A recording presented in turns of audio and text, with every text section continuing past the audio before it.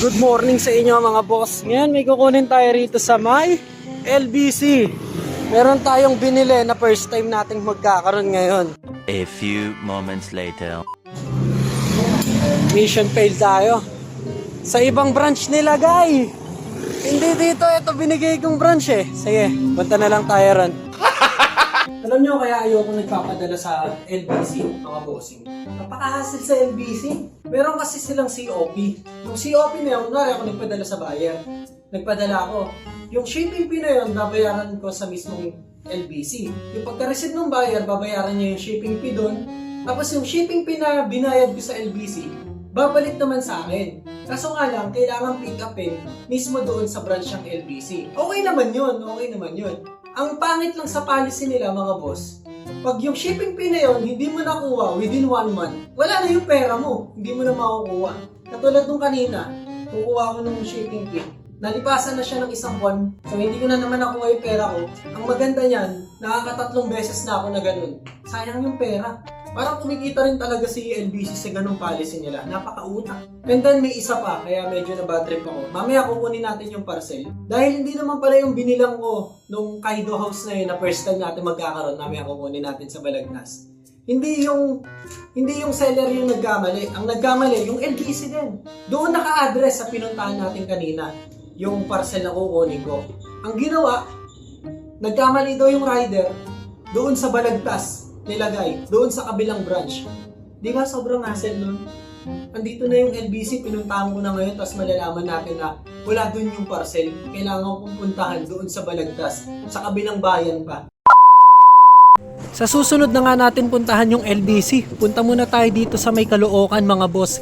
Kasi balita ko merong surplusan dito na malaki-laki din mga bossing ko, no? So etong surplus na to, nakita ko lang to sa may Facebook.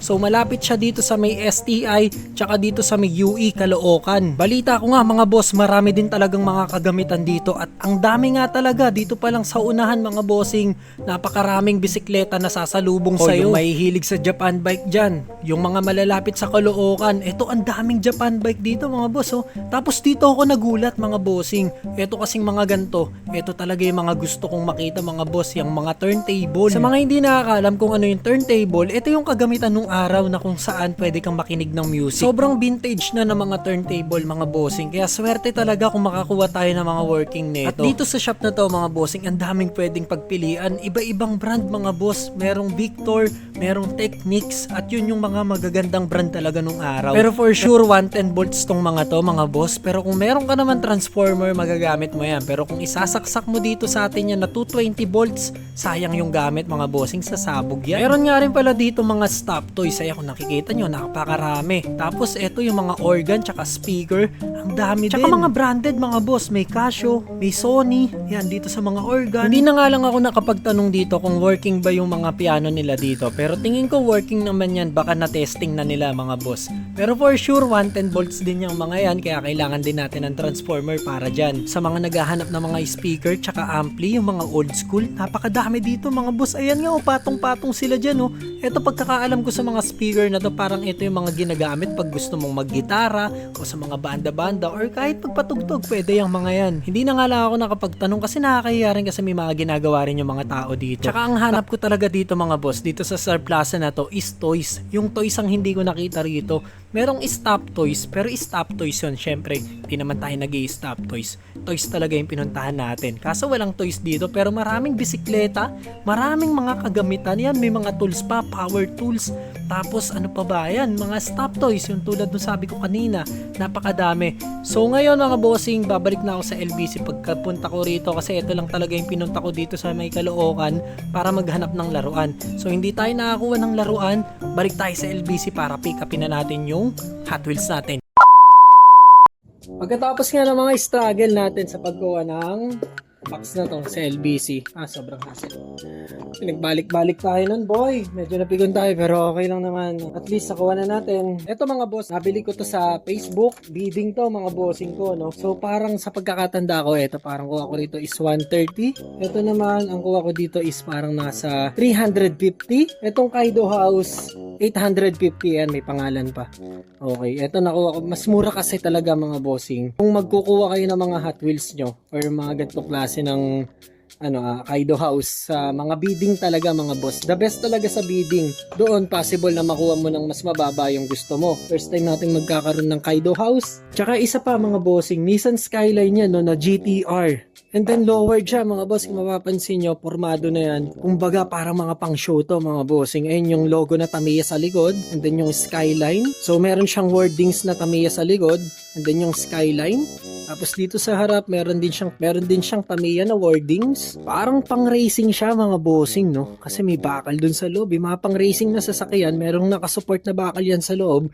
Para kung sakaling mag-crash yung sasakyan, hindi agad mayuyupi yung harapan. Hindi agad mayuyuri yung ibabaw kung magpagulong-gulong sila doon. 50-50 na safe yung rider sa loob. 50-50 na safe yung driver sa loob. So, ayan siya mga bossing. The Grasshopper Team. So siguro isang team to sa mga racing kung saan. Di ko alam, di ko kabisado mga bossing. Pero nakalagay dito The Grasshopper Team. Ang ganda. So hindi siya true scale, no? Ang true scale kasi parang mas malaki dito. Inaasahan ko kasi. Kasing laki siya ng box na to. Ito siya kalaki. So mali ako dun sa nasabi ko sa TikTok. Hindi nga siya true scale. So hindi pa tayo nagkakaroon ng true scale ngayon. Pero first time natin magkaroon ng Kaido House.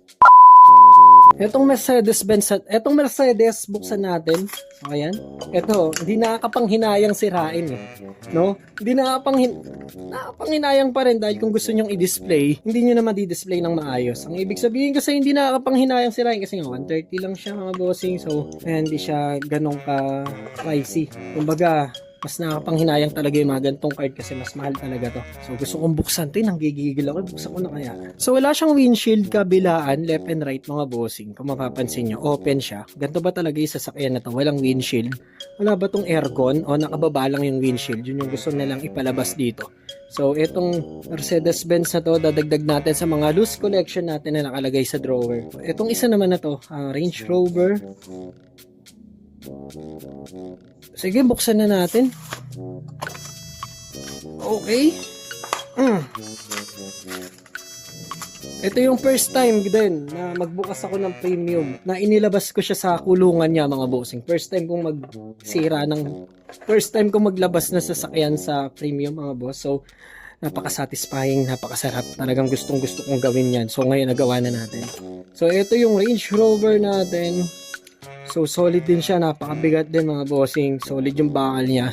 Wala rin yung windshield niya kabilaan mga bossing nakababa. So, maganda naman kasi nasisilip natin yung loob. Hindi nga lang siya na-open talaga. Yun yung sa Hot Wheels. Hindi talaga siya na-open. Di moving parts. So, sulit. Etong tatlo na to. Itong pinaglaban natin ngayon. So, meron tayong Grasshopper na Kaido House na Nissan Skyline GTR. Meron tayong Range Rover. Tsaka yung classic na Mercedes-Benz. So bago ko tapusin yung vlog na to, paalala ko lang sa inyo, pwede kayong manalo sa susunod na video natin mga bossing. Kailangan nyo lang gawin, hulaan nyo lang kung saan tayo pupunta or kung ano yung next na hanapin natin. Comment nyo lang dyan sa baba at nakabasahin ko yung mga comment nyo. Ang makahula mga bossing, may special prize. So good luck, peace, let's go. Punta na tayo next vlog.